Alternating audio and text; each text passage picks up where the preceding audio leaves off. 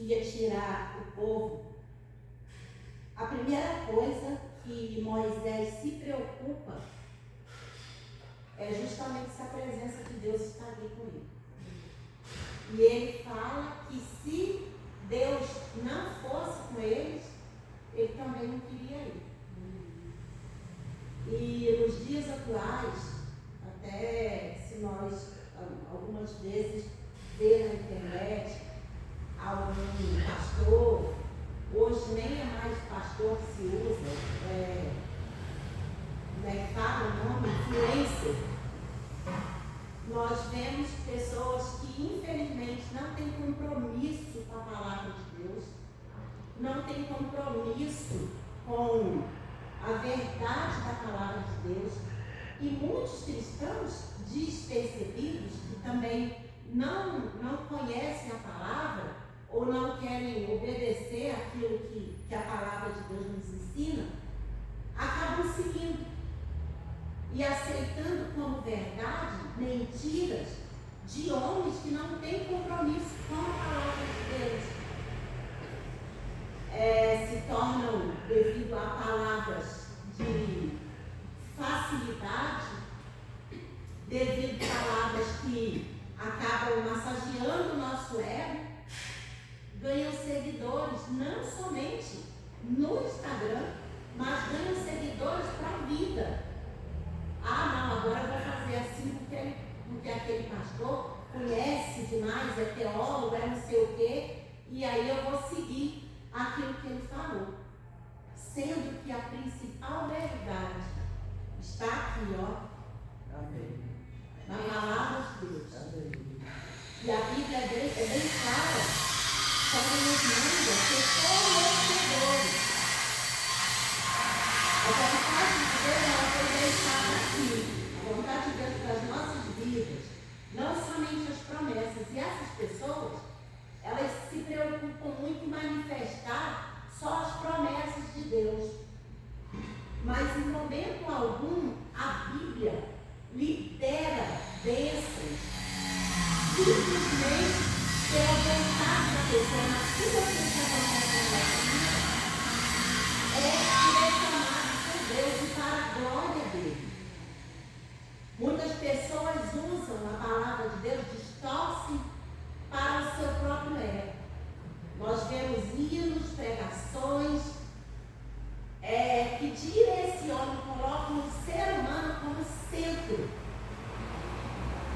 Nós não somos o centro da vontade de Deus e da palavra de Deus. O centro da Bíblia é Jesus Cristo. E nada que é feito fora dele, a parte da vontade dele, é verdade. Não é.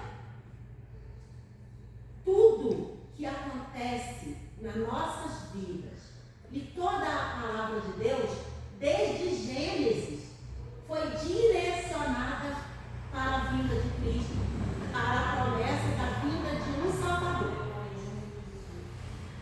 Então nós temos que tomar cuidado. Eu particularmente não assisto pregação em vídeo, em televisão. Lá em casa nós não temos. Minha mãe tem lá no barracão dela, mas nós mesmos não temos televisão em casa.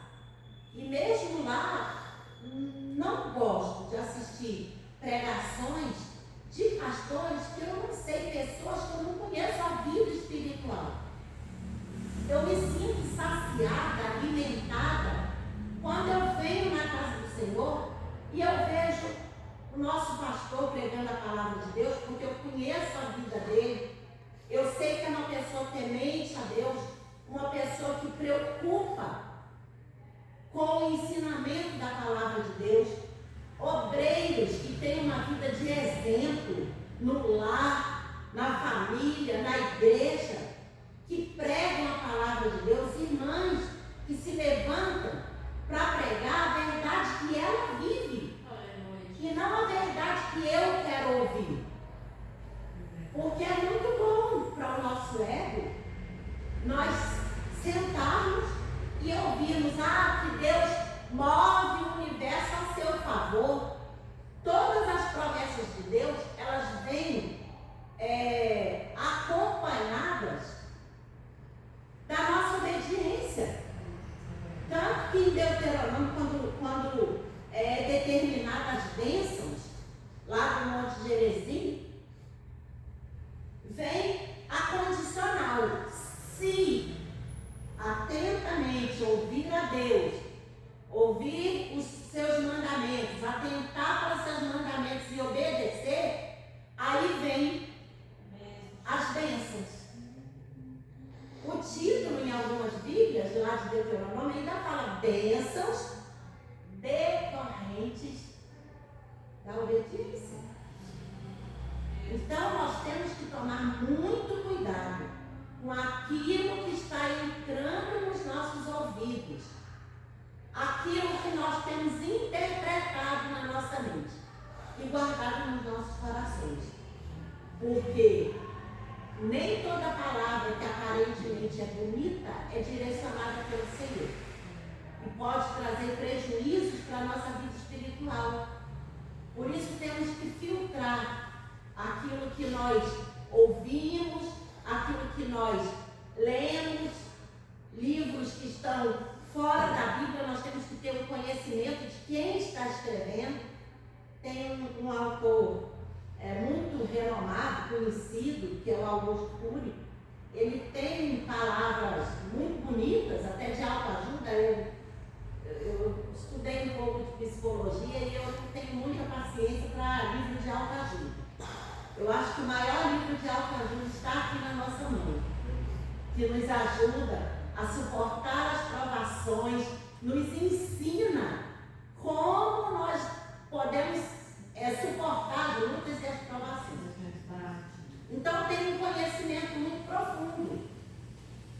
Mas existem algumas coisas da sua literatura que não estão bem pautadas dentro da nossa teologia, do nosso ensinamento. Então, temos que tomar muito cuidado com aquilo que nós lemos, para não confundir a nossa mente e acharmos que nós, Deus deixou, Jesus deixou as 99 e foi lá buscar uma, mas essa uma se perdeu involuntariamente. Eu lembro de um testemunho de uma pessoa, até veio do Rio de Janeiro também, passou no concurso da polícia, um excelente músico. E ele, namorando, começou a praticar algumas coisas. Deus usou o pastor, foi lá conversar com ele, e para que ele consertasse, para que ele confessasse a sua culpa. E ele bateu de frente com o pastor, não aceitou e continuou tomando ceia. E o pastor, sem confissão, a não ser que ele pegasse em flagrante, não tinha como ele tomar nenhuma posição. E essa pessoa continuou tomando ceia e brincando. E uma determinada vez ele falou, até com meu esposo, falou, não, a gente peca, depois pede perdão, fica tudo bem. Esse é o pecado voluntário. Então, nós temos que tomar muito cuidado, porque o amor de Deus, ele é grande, ele é infinito, não tem como mensurar, mas ele é justiça. Ele é justiça. A primeira preocupação de Moisés foi que a presença de Deus estivesse com eles. Como estamos na presença do Senhor? Será que nós temos caminhado com a presença de Deus em nossas vidas? Para que isso aconteça, nós precisamos viver uma vida de obediência.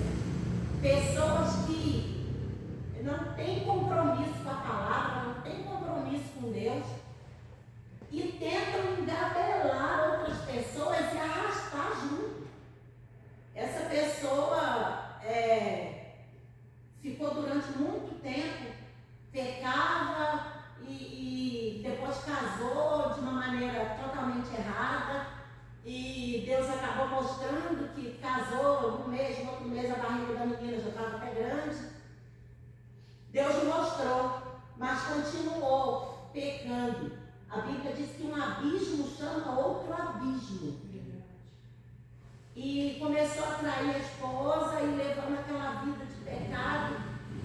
E um dia foram para uma chácara, de repente ele saiu correndo, falando que tinha gente atrás dele, querendo perseguir. O ano passado, no início do ano, encontrei com essa pessoa na rua, totalmente esquizofrênico, totalmente perturbado, não tem sombra da pessoa que era. O inimigo aproveita da fraqueza da pessoa para agir. E se a pessoa não tem a proteção de Deus na sua vida, ele fica frágil, à mercê dos dardos inflamados do marido. Mas quando nós temos a presença de Deus em nossas vidas, nós somos guardados pelo Senhor. Nós somos protegidos pelo Senhor. A Bíblia nos mostra, quando o salmista fala, olha, aquele que se esconde no esconderijo do Altíssimo. Então, para você se esconder, você tem que caminhar. Você tem que ir se esconder. Tem aí uma condição para aquele que se esconde no esconderijo do Altíssimo, vai descansar à sombra dele, vai estar guardado por ele. Mas você tem que buscar estar guardado por ele. O inimigo, ele invade os corações, Deus não. Ele espera que nós abramos os nossos corações para que ele habite. E o pecado, ele afasta o homem de Deus. Quando Adão e Eva pecaram, todos os dias eles falavam com Deus, mas depois que eles pecaram, quando Deus tentou se aproximar deles, a Bíblia fala que todos os dias na virada do dia, Deus ia conversar com Adão. Mas quando ele pecou, a primeira coisa que ele fez foi se esconder de Deus. O pecado afasta o homem de Deus. Por isso, nós temos que ter esse cuidado, para que Deus esteja conosco. Moisés diz aqui, no versículo 14, disse, pois, o Senhor falando com Moisés, disse, pois, irá a minha presença contigo para te fazer descansar. Então, quando nós temos a presença do Senhor, nós conseguimos ter esse descanso. O Senhor Jesus fala que nele nós achamos descanso para a nossa alma. Não somente para a nossa vida aqui, terrena, mas descanso para a nossa alma. A alma, nós somos um ser tricótomo, feito de corpo, alma e espírito. 3 partes. E a alma é que dá sentido das emoções. Uma alma perturbada, ela está emocionalmente desequilibrada. Quando nós achamos descanso para a nossa alma, nós temos a tranquilidade de, em meio às adversidades, nós conseguimos deitar no nosso travesseiro e ter uma noite de sono tranquila. Quando nós achamos descanso para nossas almas, nós temos o equilíbrio de caminharmos em meio às aflições, mas de cabeça erguida, olhando para o autor e consumador da nossa fé, olhando para o nosso alvo, que é Jesus Cristo. Ninguém está isento das ciladas do inimigo e nem das aflições deste mundo. A Bíblia é clara quando diz que no mundo nós teremos aflições, mas nós vemos que Abacuque, quando ele passa por em meio às aflições, ele fala, olha, mesmo que esteja, vamos resumir a palavra de Abacuque mesmo, que esteja tudo desmoronando ao meu redor. Vamos parafrasear as palavras dele. Mesmo que esteja tudo desmoronando, eu vou andar cameramente, eu vou andar de cabeça erguida.